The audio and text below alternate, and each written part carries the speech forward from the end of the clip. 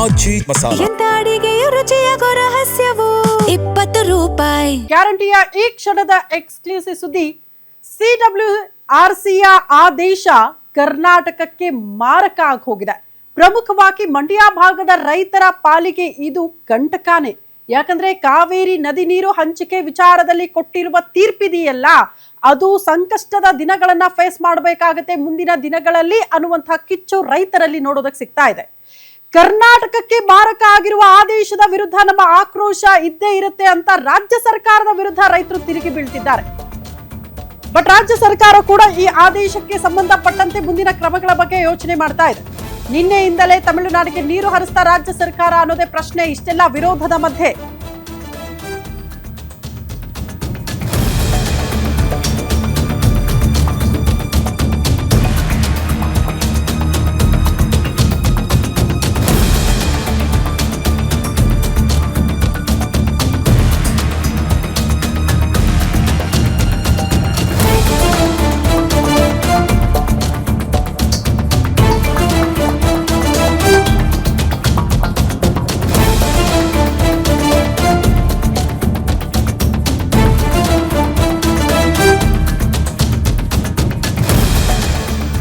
CWRC ಆದೇಶ ಕೊಡ್ತಾ ಇದ್ದಂತೆ ತಮಿಳುನಾಡಿಗೆ ನೀರನ್ನ ಹರಿಸಲಾಗಿದೆಯಾ? ಇಷ್ಟೆಲ್ಲ ವಿರೋಧದ ಮಧ್ಯೆ ನಿನ್ನೆಯಿಂದಲೇ ತಮಿಳುನಾಡಿಗೆ ನೀರು ಹರಿಸ್ತಾ ರಾಜ್ಯ ಸರ್ಕಾರ. ನಿನ್ನೆಯಿಂದಲೇ ಕಾವೇರಿ ನದಿ ನೀರಿನ ಮಟ್ಟದಲ್ಲಿ ಏರಿಕೆ ಅಂತೆ ಬಣಗುಡ್ತಾ ಇದ್ದ ಗಗನಚುಕ್ಕಿ ಜಲಪಾತದಲ್ಲಿ ಈಗ ಭಾರೀ ಪ್ರಮಾಣದಲ್ಲಿ ನೀರು ಹರಿತಾ ಇದೆ. ನೀರಿಲ್ಲದೆ ಸೊರಗಿ ಹೋಗಿದ್ದ ಗಗನಚುಕ್ಕಿ ಜಲಪಾತಕ್ಕೆ ಮತ್ತೆ ಜೀವ ಕಳೆ. ನೀರು ಹರಿಸಿದ ಪರಿಣಾಮ ಡ್ಯಾಂ ಕೆಳಗಿನ ಕಾವೇರಿ ನದಿ ನೀರಿನ ಮಟ್ಟ ಇಳಿಕೆಯಾಗಿದೆ. ರಾಜ್ಯಕ್ಕೆ ತಮಿಳುನಾಡು ಸಿಎಂ ಬರೋಕು ಮುಂಚೆಯೇ ಓಲೈಕೆ ಆಗೋಯ್ತಾ? ಯಾವುದೇ ಕಾರಣಕ್ಕೂ ನೀರು ಬಿಡಲ್ಲ ಎನ್ನುತ್ತಲೇ ನೀರು ಬಿಟ್ಟಿದ್ಯಾಕೆ ರಾಜ್ಯ ಸರ್ಕಾರ? ನಾಲೆಗೆ ನೀರು ಬಿಡ್ತಾ ಇರೋ ನೆಪದಲ್ಲಿ ಕದ್ದು ಮುಚ್ಚಿ ತಮಿಳುನಾಡಿಗೆ ನೀರು ಹರಿಸಲಾಗ್ತಾ ಇದೆಯಾ? ನೀರಿಲ್ಲದೆ ಬರಿದಾಗಿದ್ದ ಪ್ರದೇಶಗಳು ನೀರಿನ ಮಟ್ಟ ಏರಿಕೆಯಿಂದ ಮತ್ತೆ ಮುಳುಗಡೆ. CWRC ಆದೇಶ ಪಾಲನೆ ಮಾಡಲೇಬೇಕಾದಂತಹ ಅನಿವಾರ್ಯ ಪರಿಸ್ಥಿತಿಯಲ್ಲಿ ರಾಜ್ಯ ಸರ್ಕಾರ ಇದೆಯಾ? ಕಾನೂನು ಹೋರಾಟ ಆದಾಗ ಅದು ರಾಜ್ಯ ಸರ್ಕಾರಕ್ಕೆ ಹಿನ್ನಡೆ ಆಗುತ್ತೆ ಅನ್ನುವಂತ ಆತಂಕ ಇದ್ದೇ ಇರುತ್ತೆ. ಯಾಕಂದ್ರೆ ಆದೇಶಕ್ಕೆ ತದ್ವಿರುದ್ಧವಾಗಿ ನಡೆದುಕೊಳ್ಳಕ್ಕಾಗಲ್ಲ ಅಂತ.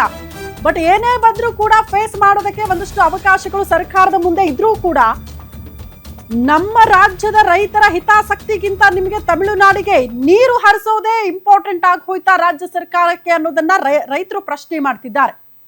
CWRC ಆದೇಶ ಪಾಲನೆ ಮಾಡೋದೊಂದ್ ಕಡೆ ಆದ್ರೆ ನಮ್ಮ ರಾಜ್ಯದ ರೈತರ ಹಿತಾಸಕ್ತಿ ಕಾಪಾಡುವ ಜವಾಬ್ದಾರಿ ಕೂಡ ರಾಜ್ಯ ಸರ್ಕಾರದ್ದೇ. ಏನ್ ಮಾಡ್ತಿದ್ದೀರಿ ಅಂತ ರೈತರು ಪ್ರಶ್ನೆ ಮಾಡ್ತಿದ್ದಾರೆ. ಇವತ್ತು ಕೂಡ ಬೀದಿಗಿಳಿಯೋದಕ್ಕೆ ಮಂಡ್ಯ ರೈತರು ಸಜ್ಜಾಗಿದ್ದಾರೆ. ಇವತ್ತು ಕೂಡ ಅತಿ ದೊಡ್ಡ ಹೋರಾಟ ಮಂಡ್ಯದಲ್ಲಿ.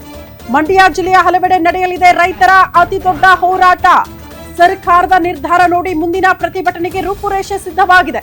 ಹೋರಾಟ ಮತ್ತಷ್ಟು ತೀವ್ರಗೊಳಿಸೋದಕ್ಕೆ ರೈತ ಸಂಘಟನೆಗಳ ಚಿಂತನೆ ಆಗ್ತಾ ಇದೆಯಂತೆ. ತಮಿಳುನಾಡಿಗೆ ನೀರು ಬಿಟ್ರೆ ಉಗ್ರ ಹೋರಾಟ ಮಾಡ್ತೀವಿ ಅಂತ ರೈತರು ಎಚ್ಚರಿಕೆ ಕೊಡ್ತಿದ್ದಾರೆ.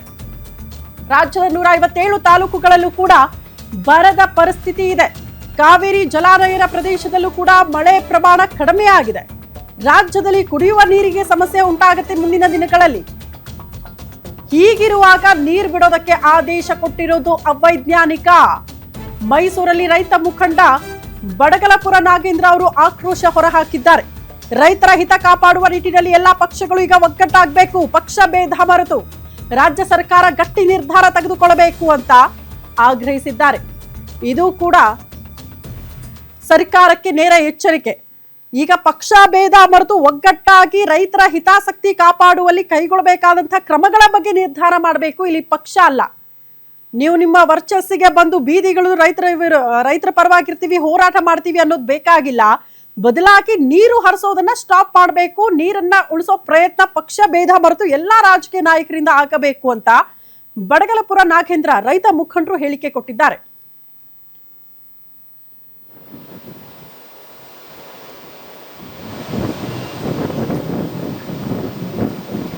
ಈ ಬಗ್ಗೆ ಮತ್ತಷ್ಟು ಡೀಟೇಲ್ಸ್ ಅನ್ನ ಕೊಡ್ತಾ ಹೋಗ್ತಾರೆ ನಮ್ಮ ಪ್ರತಿನಿಧಿ ರಾಘವೇಂದ್ರ. ದೂರವಾಣಿ ಸಂಪರ್ಕದಲ್ಲಿದ್ದಾರೆ. ರಾಘವೇಂದ್ರ, ಸದ್ಯಕ್ಕೆ ಮಂಡ್ಯದಲ್ಲಿ ಪರಿಸ್ಥಿತಿ ಹೆಂಗಿದೆ ಅಂತ? ಎಷ್ಟು ಏನು ನಿನ್ನೆ ಏನು ರಾಜ್ಯ ಸರ್ಕಾರಕ್ಕೆ CWCRC ಏನು ತಮಿಳುನಾಡಿಗೆ ಕಾವೇರಿ ನೀರು ಹರಿಸಬೇಕು, ಏನು ಪ್ರತಿದಿನ ಕೂಡ 3500 ಕ್ಯೂಸೆಕ್ಸ್ ಅಂತೆ 15 ದಿನಗಳ ಕಾಲ ಹರಿಸಬೇಕು ಅಂತ ಆದೇಶವನ್ನು ಕೊಟ್ಟ ಹಿನ್ನೆಲೆಯಲ್ಲೇ ನಿನ್ನೆಯಿಂದಲೇ ಕೂಡ ರಾಜ್ಯ ಸರ್ಕಾರ ಎಲ್ಲೊಂದು ಕಡೆ ಕಾವೇರಿ ನದಿಯಿಂದ ತಮಿಳುನಾಡಿಗೆ ನೀರು ಹರಿಸಿದೆಯಾ ಅನ್ನೋ ಆರೋಪ ಕೂಡ ಈಗ ಕೇಳಿ ಬರ್ತಿದೆ. ಇದಕ್ಕೆ ಶಂಕೆ ಕೂಡ ವ್ಯಕ್ತ ಆಗ್ತಿದೆ. ಯಾಕೆಂದ್ರೆ ಏನೀಗ ನಿನ್ನೆಯಿಂದಲೇ ಕೂಡ ಕಾವೇರಿ ನದಿಯಲ್ಲಿ ಏನ್ ಡ್ಯಾಮ್ ಕೆಳಗಿನ ಕಾವೇರಿ ನದಿಯಲ್ಲಿ ನೀರಿನ ಮಟ್ಟ ಏರಿಕೆಯಾಗಿದೆ. ಜೊತೆಗೆ ಏನು ಕಳೆದ 1.5 ತಿಂಗಳಿಂದಲೂ ಕೂಡ ನೀರಿನಿಂದ ಸೊರಗಿದಂತ ವಿಶ್ವ ಪ್ರಸಿದ್ಧ ಮಂಡ್ಯ ಮಳವಳ್ಳಿ ತಾಲೂಕಿನಲ್ಲಿರುವಂತಹ ಏನು ಗಗನಚುಕ್ಕಿ ಜಲಪಾತದಲ್ಲೂ ಕೂಡ ಈಗ ನೀರಿನಿಂದ ಜೀವಕಳೆ ಬಂದಿರುವಂತದ್ದು. ಇದಕ್ಕೆ ಎಲ್ಲೋ ಒಂದು ಕಡೆ ಅನುಮಾನಕ್ಕೆ ಪುಷ್ಟಿಯನ್ನ ಕೊಡ್ತಿರುವಂತದ್ದು. ಒಂದು ಕಡೆ CWCRC ನೀರು ಬಿಡಬೇಕು ಅಂತ ಹೇಳಿದ್ದು, ಮತ್ತೊಂದು ಕಡೆ ರಾಜ್ಯ ಸರ್ಕಾರ ನೀರು ಬಿಡೋದಿಲ್ಲ ಅಂತ ಹೇಳ್ತೇನೆ ಈಗ ನಾಲೆಗಳಿಗೆ ನೀರು ಬೀಳೋ ನೆಪದಲ್ಲಿ ಈಗ ಸದ್ದು ಮುಚ್ಚಿ ತಮಿಳುನಾಡಿಗೆ ನೀರು ಹರಿಸುತ್ತಿದೆ ಅನ್ನೋ ಆರೋಪ ಕೂಡ ರೈತರು ಮಾಡ್ತಾ ಇದ್ದಾರೆ. ಇದಕ್ಕೆ ಸಾಕಷ್ಟು ಪುಷ್ಟಿಗಳು ಕೂಡ ಸಿಗ್ತಾ ಇರುವಂತದ್ದು. ನದಿ ನೀರಿನ ಮಟ್ಟ ಏರಿಕೆ ಆಗಿರ್ಬೋದು ಅಥವಾ ಗಗನಚುಕ್ಕಿಯಲ್ಲಿ ಜೀವಕಳೆ ಬಂದಿರಬಹುದು. ಇವೆಲ್ಲವೂ ಕೂಡ ನಿನ್ನೆಯಿಂದಲೇ ಕೂಡ ಏರಿಕೆ ಆಗಿರೋದ್ರಿಂದ ರೈತರಿಗೂ ಕೂಡ ಈ ಒಂದು ಸಂಖ್ಯೆ ವ್ಯಕ್ತ ಆಗಿದೆ. ಹೀಗಾಗಿನೇ ಕೂಡ ಇವತ್ತು ಕೂಡ ಜಿಲ್ಲೆಯಲ್ಲಿ ರೈತರು ಪ್ರತಿಭಟನೆಯನ್ನ ಮಾಡ್ಲಿಕ್ಕೆ ಮುಂದಾಗಿದ್ದಾರೆ. ನಿನ್ನೆ ಏನು ಆದೇಶ ಕೊಡ್ತು, ಆದೇಶ ಬಳಿಕ ಜಿಲ್ಲೆಯಲ್ಲಿ ಹಲವು ಕಡೆ ಪ್ರತಿಭಟನೆಗಳಾಗಿ ರೈತರು ಮತ್ತೆ ಹೋರಾಟಗಾರರು ಆಕ್ರೋಶವನ್ನು ವ್ಯಕ್ತಪಡಿಸಿದ್ದಾರೆ. ಯಾವುದೇ ಕಾರಣಕ್ಕೂ ಕೂಡ ರಾಜ್ಯ ಸರ್ಕಾರ ತಮಿಳುನಾಡಿಗೆ ನೀರನ್ನು ಹರಿಸಬಾರದು, ಜಿಲ್ಲೆಯ ರೈತರ ಹಿತವನ್ನ ಕಾಯುವಂತ ಕೆಲಸವನ್ನ ರಾಜ್ಯ ಸರ್ಕಾರ ಮಾಡಬೇಕು. ಯಾಕೆಂದ್ರೆ ಈಗಾಗಲೇ ಕೂಡ ಕಾವೇರಿ ಕೊಳ್ಳದಲ್ಲಿ ನೀರಿಲ್ಲದೆ KRS ಡ್ಯಾಮ್ ಕೂಡ ಬರಿದಾಗ್ತಾ ಇದೆ. ಇರುವಂತಹ 90 ಅಡಿ ನೀರಿನಲ್ಲಿ ಮುಂದಿನ ದಿನಗಳಿಗೆ ಏನು ಕುಡಿಯುವ ನೀರನ್ನು ಪೂರೈಸಬೇಕಂತ ಒಂದು ಆತಂಕದಲ್ಲಿ ರಾಜ್ಯ ಸರ್ಕಾರ ಇದೆ. ಇದ್ರ ನಡುವೆ ಕೂಡ ಏನು ಎಲ್ಲೋ ಒಂದು ಕಡೆ ಒತ್ತಡಕ್ಕೆ ಮಣಿದು CWCRC ಕೊಟ್ಟಂತ ಆದೇಶವನ್ನ ಪಾಲನೆ ಮಾಡ್ಲಿಕ್ಕೆ ಈ ರೀತಿ ನೀರು ಬಿಟ್ಟಿದೆ ಅನ್ನೋ ಇದನ್ನು ಕೂಡ ರೈತರು ವ್ಯಕ್ತಪಡಿಸಿರುವಂತದ್ದು. ಹಾಗಾಗಿನೇ ಕೂಡ ಇವತ್ತು ಕೂಡ ಜಿಲ್ಲೆಯ ಹಲವು ಕಡೆಗಳು ರೈತರು ಮತ್ತೆ ಕನ್ನಡಪರ ಸಂಘಟನೆಗಳು ಸರ್ಕಾರದ ವಿರುದ್ಧ ಒಂದು ಹೋರಾಟಕ್ಕೆ ಮುಂದಾಗಿದೆ. ಏನು ಈ ಆದೇಶ ಕೊಟ್ಟಿದೆ, ಈ ಆದೇಶವನ್ನು ಯಾವುದೇ ಕಾರಣಕ್ಕೂ ಕೂಡ ಪಾಲಿಸಬಾರದು. ಮತ್ತೆ ಏನೀಗ ನೀರನ್ನ ಬಿಡ್ತಿದ್ರೆ ಒಂದು ಸಂಖ್ಯೆ ಇದೆ, ತಕ್ಷಣವೇ ಆ ನೀರನ್ನು ನಿಲ್ಲಿಸಬೇಕು ಅನ್ನೋ ಒತ್ತಾಯವನ್ನು ಕೂಡ ಇಲ್ಲಿನ ರೈತರು ಮತ್ತೆ ಹೋರಾಟಗಾರರು ಮಾಡ್ಲಿಕ್ಕೆ ಮುಂದಾಗಿದ್ದಾರೆ. ಇವತ್ತು ಕೂಡ ಹಲವು ಕಡೆ ವಿವಿಧ ರೀತಿಯ ಪ್ರತಿಭಟನೆಗಳು ಕೂಡ ಮಾಡ್ಲಿಕ್ಕೆ ಸಿದ್ಧತೆಯನ್ನ ಮಾಡ್ಕೊಂಡಿದ್ದಾರೆ. ಸರ್ಕಾರದ ನಡೆಯ ಮೇಲೆ ಈಗ ಮತ್ತಷ್ಟು ಹೋರಾಟವನ್ನು ತೀವ್ರಗೊಳಿಸುವಂತ ಕೆಲಸಕ್ಕೆ ಈಗ ಹೋರಾಟಗಾರರು ಚಿಂತನೆ ನಡೆಸ್ತಾ ಇದ್ದಾರೆ. ಒಂದು ವೇಳೆ ಸರ್ಕಾರ ಏನಾದ್ರು ಮತ್ತೆ ಅಧಿಕೃತವಾಗಿ ನೀರನ್ನ ಬಿಡುವಂತ ಕೆಲಸವನ್ನ ಮಾಡಿದ್ರೆ ಈ ಒಂದು ಹೋರಾಟ ಜಿಲ್ಲೆಯಲ್ಲಿ ಕಾವೇರಿ ಚಳುವಳಿ ಮತ್ತೆ ಮುನ್ನೆಲೆಗೆ ಬರುವಂತಹ ಸಾಧ್ಯತೆ ಹೆಚ್ಚಿರುವಂತದ್ದು. ಯಾಕೆಂದ್ರೆ ಈಗಾಗಲೇ ಕೂಡ ಜಿಲ್ಲೆಯ ರಾಜ್ಯದ 157 ತಾಲೂಕುಗಳಲ್ಲೂ ಕೂಡ ಬರದ ಪರಿಸ್ಥಿತಿ ಇರುವಂತದ್ದು. ಇದರ ನಡುವೆ ಕೂಡ ತಮಿಳುನಾಡು ಸಿಎಂ ಕೂಡ ರಾಜ್ಯಕ್ಕೆ ಆಗಮಿಸಿದರೆ ಈ ಆಗಮನ ಮುನ್ನವೇ ಈಗ ಈ ಕಾವೇರಿ ನೀರನ್ನು ನದಿಗೆ ಏರಿಸುವ ಮೂಲಕ ಅವರ ಓಲೈಕೆಗೆ ಮುಂದಾಗಿದೆ ಅನ್ನೋ ಆರೋಪ ಕೂಡ ಈಗ ರಾಜ್ಯ ಸರ್ಕಾರದ ವಿರುದ್ಧ ಇರುವಂತದ್ದು. ಈ ನಿಟ್ಟಿನಲ್ಲಿ ರಾಜ್ಯ ಸರ್ಕಾರವೂ ಕೂಡ ಒಂದು ಕಡೆ ರೈತರ ಹಿತವನ್ನ ಕಾಯ್ದು ಜೊತೆಗೆ ತಮಿಳುನಾಡಿನ ಆದೇಶ ಏನು ಕೊಟ್ಟಂತ ಆದೇಶ ಇದೆ, ತಮಿಳುನಾಡಿಗೆ ನೀರು ಬಿಡಬೇಕು ಆದೇಶವನ್ನು ಪಾಲನೆ ಮಾಡಬೇಕಂತ ಒತ್ತಡ ಕೂಡ ಇರುವಂತದ್ದು. ಹಾಗಾಗಿನೇ ಸರ್ಕಾರಕ್ಕೆ ಇದೊಂದು ಇಕ್ಕಟ್ಟಿನ ಪರಿಸ್ಥಿತಿ ಇರುವಂತದ್ದು. ಈ ನಿಟ್ಟಿನಲ್ಲಿ ಸದ್ಯಕ್ಕೆ ಈಗ ನೀರನ್ನ ಬಿಟ್ಟಿರೋದು ಕೂಡ ಎಲ್ಲೋ ಒಂದು ಕಡೆ ರೈತರ ಆಕ್ರೋಶಕ್ಕೆ ಮತ್ತಷ್ಟು ಕಾರಣ ಆಗಿ ಈ ಒಂದು ಓಕೆ ರಾಘವೇಂದ್ರ, ಧನ್ಯವಾದಗಳು ತಮ್ಮೆಲ್ಲ ಮಾಹಿತಿಗೆ. ಇವತ್ತು CWRC ಪ್ರತಿನಿತ್ಯ 3,500 ಕ್ಯೂಸೆಕ್ಸ್ ನೀರನ್ನ 15 ದಿನಗಳ ಕಾಲ ತಮಿಳುನಾಡಿಗೆ ಹರಿಸಬೇಕು ಅನ್ನೋ ಆದೇಶ ಮಾಡಿದೆ. ಈ ಆದೇಶ ಅವೈಜ್ಞಾನಿಕವಾದ್ದು, ಕರ್ನಾಟಕದ ರೈತ ಸಮುದಾಯದ ತೀವ್ರವಾಗಿ ಖಂಡಿಸುತ್ತೆ. ಕರ್ನಾಟಕದಲ್ಲಿ 157 ತಾಲೂಕು ತೀವ್ರ ಬರವಿದೆ. ಕಾವೇರಿ ಜಲಾನಯ ಪ್ರದೇಶದಲ್ಲೂ ಕೂಡ ಮಳೆ ಇಲ್ಲದೆ ಬರ ಇದೆ.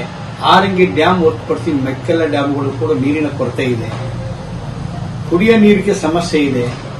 ಮುಂದೆ ಜಲಚರಗಳಿಗೆ, ವನ್ಯಜೀವಿಗಳಿಗೆ ನೀರಿಲ್ಲದ ಪರಿಸ್ಥಿತಿ ತಂದೋರುತ್ತೆ. ಬೆಂಗಳೂರು ನಗರಕ್ಕೆ ನೀರು ಪೂರೈಸಕ್ಕಾಗದಂತ ಪರಿಸ್ಥಿತಿ ನಿರ್ಮಾಣ ಆಗಿದೆ. ಇಂಥ ಸಂಕಷ್ಟ ಇದ್ದಾಗ ತಮಿಳುನಾಡಿಗೆ ನೀರು ಹರಿಸಿ ಅಂತ ಆದೇಶ ಮಾಡುವಂಥದ್ದು ಸೂಕ್ತವಲ್ಲ. ಇದು ತಪ್ಪು ನಿರ್ಧಾರ. ಇದು